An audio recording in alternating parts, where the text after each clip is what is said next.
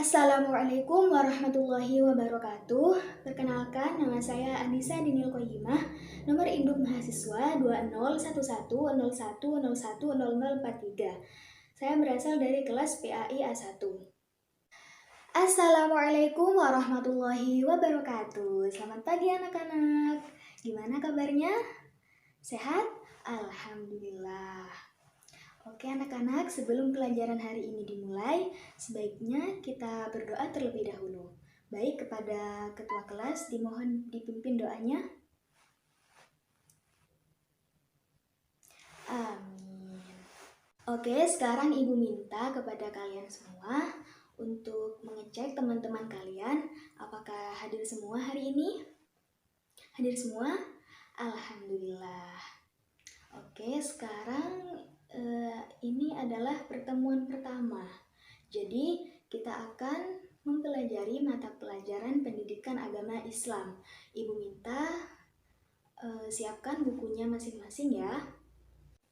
Sudah disiapkan bukunya?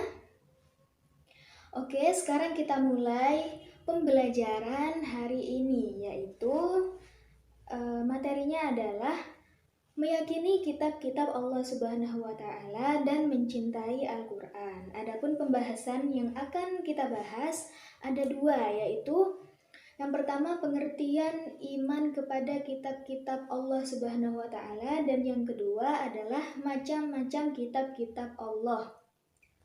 Nah, kita akan membahas submateri yang pertama, yaitu pengertian iman kepada kitab-kitab Allah. Iman kepada kitab-kitab Allah berarti percaya dan yakin dengan sepenuh hati bahwa Allah telah menurunkan kitab-kitabnya kepada para rasulnya. Nah, jadi kita harus yakin bahwa Allah telah menurunkan kitab-kitab kepada para rasul. Jadi, kita tidak hanya percaya kepada kitab Al-Quran saja, namun kita juga harus percaya kepada kitab-kitab yang Allah turunkan sebelum kitab Al-Quran. Apa saja itu kitab-kitab yang diturunkan sebelum Al-Quran? Nah, nanti kita akan bahas di submateri yang kedua, yaitu macam-macam kitab-kitab Allah. Selain menurunkan kitab, Allah juga menurunkan suhuf. Apa itu suhuf? Suhuf adalah lembaran-lembaran wahyu Allah yang diturunkan kepada Nabi, dan suhuf ini hampir sama dengan kitab, namun bedanya suhuf ini berbentuk lembaran-lembaran, sedangkan kitab berbentuk buku. Kitab ini sudah dibukukan, jadi kalau suhuf ini berbentuk lembaran-lembaran, sedangkan kitab berbentuk buku. Jadi Allah itu tidak hanya menurunkan kitab-kitab saja, namun juga menurunkan suhuf, yaitu yang dimaksud dengan suhuf yang tadi sudah Ibu jelaskan. Suhuf itu adalah lembaran-lembaran. Nah, siapa saja yang menerima wahyu dari Allah melalui suhuf? Ada 5 nabi yang menerima suhuf dari Allah Subhanahu wa Ta'ala, yaitu yang pertama Nabi Ibrahim. Nabi Ibrahim menerima 10 suhuf, Nabi Adam menerima 10 suhuf, Nabi Syeds menerima 50 suhuf, Nabi Idris menerima 30 suhuf, dan Nabi Musa menerima 10 suhuf. Kitab-kitab Allah ini bertujuan untuk memberi hidayah atau petunjuk kepada manusia untuk menjalani kehidupan, dan orang-orang yang tidak mengikuti kitab itu maka kehidupannya akan gelap gulita. Nah, jadi fungsi dari kitab-kitab adalah memberikan hidayah atau cahaya sehingga kita mampu menuju ke jalan yang lurus atau jalan yang diridhoi oleh Allah. Selanjutnya pembahasan submateri yang kedua, yaitu macam-macam kitab-kitab Allah. Kitab-kitab Allah itu ada 4. Yang pertama kitab Taurat, yang kedua kitab Zabur, yang ketiga kitab Injil, dan yang keempat adalah kitab Al-Quran. Yang pertama yaitu kitab Taurat. Kitab Taurat diwahyukan kepada Nabi Musa alaihissalam pada abad ke-12 sebelum Masehi. Nama Taurat berarti hukum atau syariat. Nabi Musa diutus oleh Allah untuk berdakwah kepada bangsa Bani Israel. Jadi kitab Taurat ini tidak diperuntukkan kepada semua umat manusia. Namun kitab ini hanya diperuntukkan kepada Bani Israel saja. Adapun kandungan atau isi dari kitab Taurat, yaitu ada 10. Yang pertama, janganlah ada padamu ilah lain di hadapanku.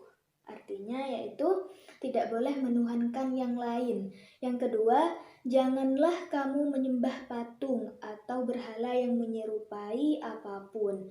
Yang kedua, janganlah menyebut nama Tuhan selain nama Allah dengan sia-sia. Artinya jangan berjanji dengan menyebut nama Allah apabila janjinya tersebut itu palsu. Yang keempat yaitu ingatlah dan kuduskanlah hari Sabat, artinya sucikanlah hari Sabtu. Yang kelima yaitu hormatilah ayahmu dan ibumu.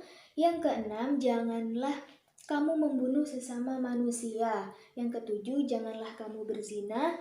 Yang kedelapan, janganlah kamu mencuri. Yang kesembilan, janganlah kamu bersaksi dusta tentang sesamamu.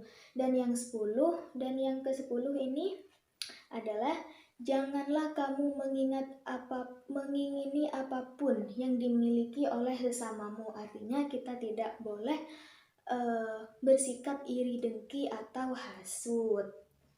Yang kedua yaitu kitab Zabur.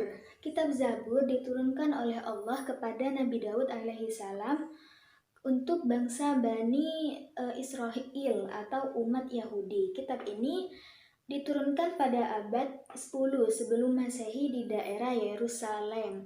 Adapun kitab ini ditulis dengan bahasa Kipti atau bahasa yang sering digunakan oleh umat Mesir. Yang ketiga, kitab Injil. Kitab Injil diturunkan kepada Nabi Isa alaihissalam pada permulaan abad ke-1 Masehi. Kitab Injil ini diwahyukan di daerah Yerusalem. Kitab ini pada awalnya ditulis dengan menggunakan bahasa Suryani. Adapun kandungan atau isi dari kitab Injil yaitu yang pertama, perintah kembali mengesahkan Allah Subhanahu wa taala. Artinya yang dimaksud dengan perintah kembali mengesahkan Allah ini dikarenakan bangsa Bani Israel ini ada penyelewengan terhadap agama Yahudi yang dibawa oleh Nabi Musa. Mereka menuhankan sesuatu yang lain. Salah satunya adalah Samiri yang membuat patung anak sapi kemudian disembah oleh mereka. Yang kedua yaitu membenarkan keberadaan kitab Taurat. Yang dimaksud dengan membenarkan keberadaan kitab Taurat ini adalah Nabi Isa menyempurnakan apa yang telah dibawa oleh kitab Taurat, bukan hanya menghapusnya saja. Yang ketiga yaitu menghapus beberapa hukum yang ada di dalam kitab Taurat yang tidak lagi sesuai dengan perkembangan zaman. Ada beberapa hukum yang dihapus dalam kitab Taurat, tapi tidak semuanya. Yang keempat yaitu menjelaskan bahwa kelak akan datang kembali Rasul setelah Nabi Isa, yaitu Nabi Muhammad. Penjelasan bahwasanya akan datang kembali Rasul setelah Nabi Isa juga terdapat di dalam kitab Taurat.